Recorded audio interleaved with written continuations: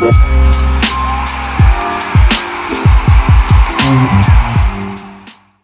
something that I'm looking forward to. Before we cut off this interview, is there like you've answered this question before, I'm trying to reword it different, but is there like a professional out there right now that you're looking at, like not modelling yourself on, but just got your eye on, like, okay, I like how he's like built himself and I wouldn't mind going down this route or trying to do this? Like, I know you've just mentioned Anthony Yard now, but is there anyone else that you're kind of looking at, like modelling yourself on, possibly? I like Anthony Yard. I mean, he's cool. Like, it's funny because I don't think I am, but a lot of people have said to me, I remind them of Anthony Yard. Yeah. I think it's just because some of the highlights they've seen and some of the shots I've put people down with were similar to shots that Anthony Yard land. But I don't think we have a similar style. I'm a little bit different. But Canelo's my guy, even though he's a bit controversial. He's the Mexican meat man, but he's my guy. He's your guy. Because we're about the same sort of size, stature.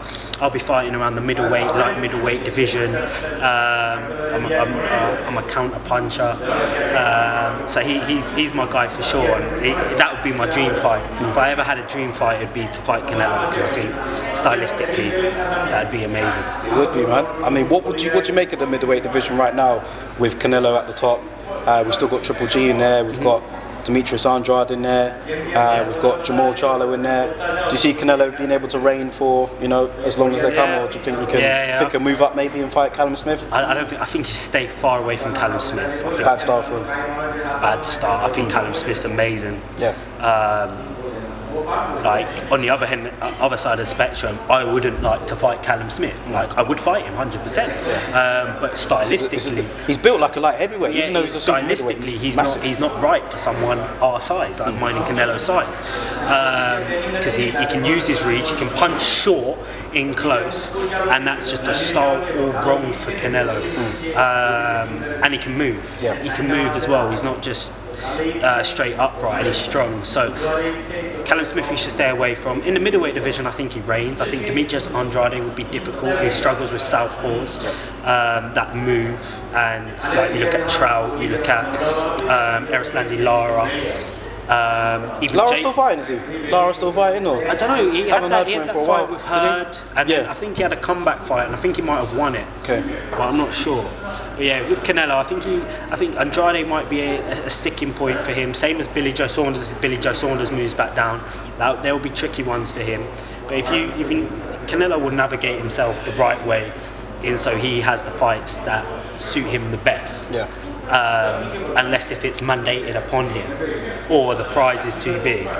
He beats Triple G, even again, like whether it's controversial or not, he'll win. He'll win.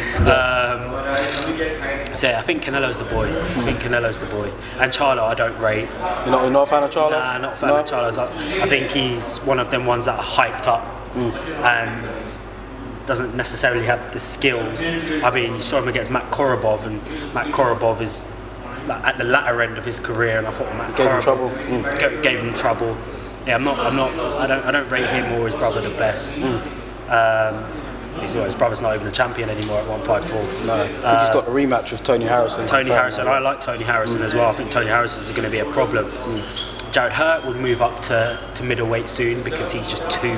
He was drained against what's my guy's name, Jamal. Is it Williams? Julian Williams. Julian Williams, yeah. He just looked drained. It looks like his punches had nothing on him. So, do you think because that leads well into this question actually?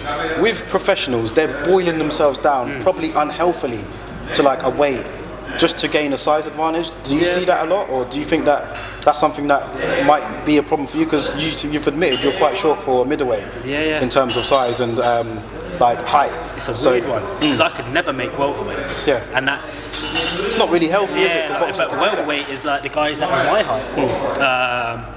So it's a difficult one because if you can feel strong after a weigh-in. Then did you see that video a week or two ago of that fighter that was on the scales and then literally he fainted when he walked off the step? I think that's bad. Like, I mean, my background is sports nutrition. Like, I studied that at university, and I understand the ramifications. But again, it comes down to what's the financial gain as well.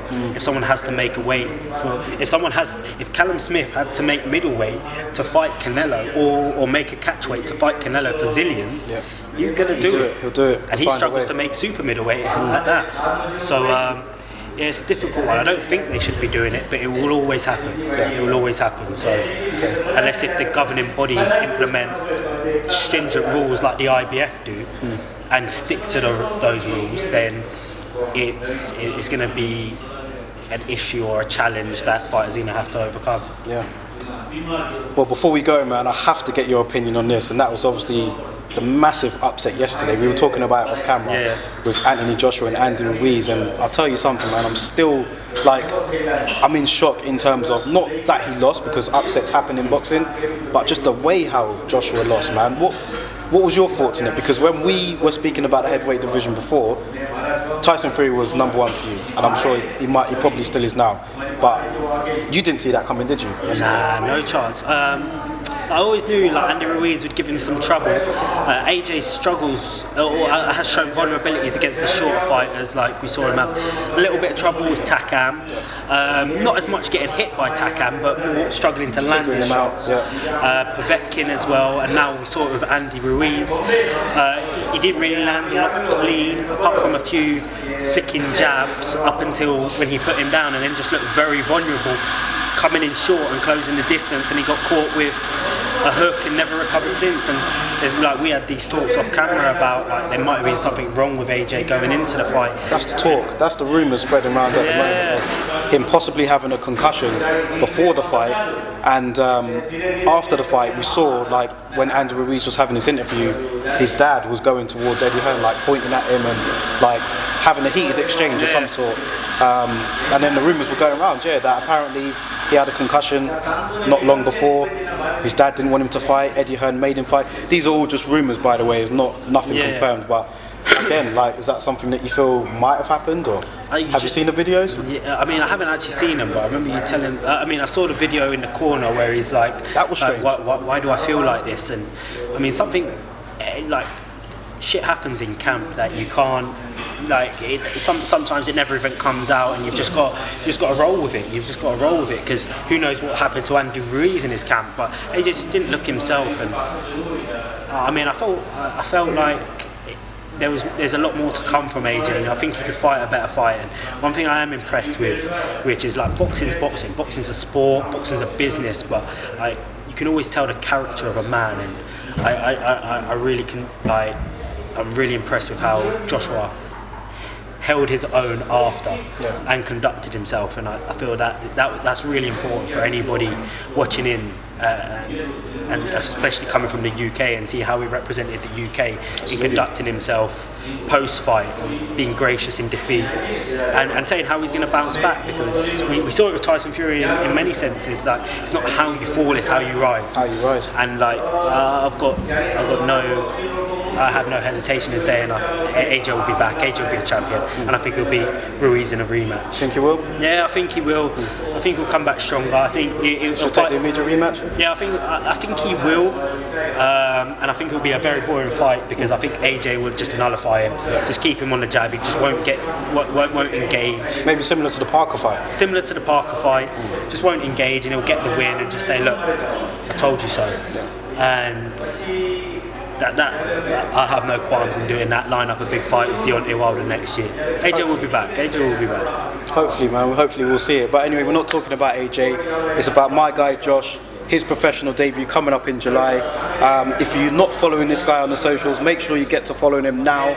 Josh, just let them know your socials before we log out. So it's Josh TD Goodin on Instagram. Follow that. I don't have Twitter. Well, I do, but it's shit, so don't even follow that. But Josh TD Goodin, for Josh the Diamond Goodin. So follow that. July 6th. Big up my guy Daryl and the Boxing Lowdown. Come on. Thank you guys, and you'll see a lot more of me.